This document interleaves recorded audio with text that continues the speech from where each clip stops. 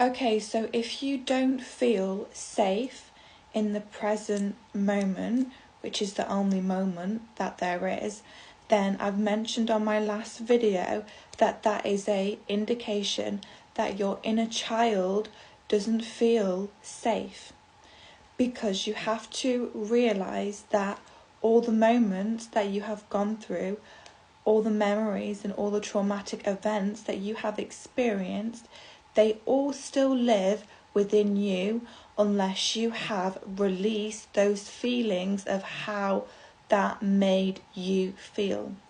And a lot of the times people grow up in households where they have emotionally unavailable parents, and this means that they don't feel safe, or they don't feel like they can express in healthy ways the way that their own caregivers had made them feel.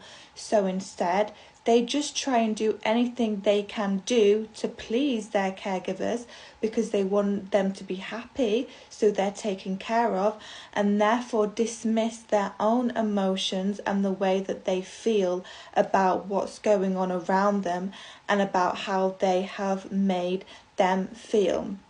So over time, what happens is these emotions go inside the body and they get buried deeper and deeper and deeper.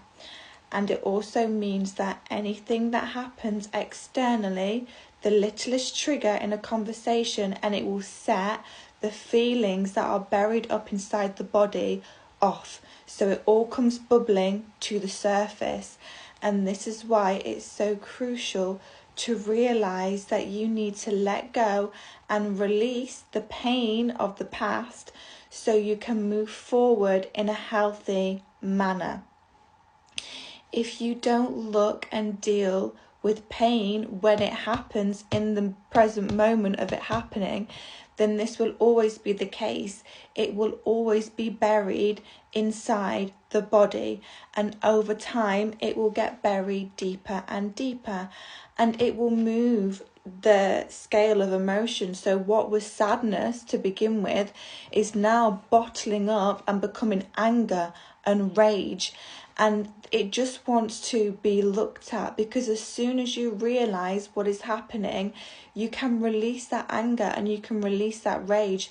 But until that happens, what is going to happen is you are going to be in relationships now, romantic relationships, that will reflect back to you the love that you have within and the lack of love that you have within, the love that you never received from your parents. And you will be playing this role with your partner, and your inner child will be at the forefront, and it will be acting in ways that you needed to act when you were younger, but you'll be playing it out now. For example, if you had a father that was never there, never present, never attended to you, now you'll have this father wound.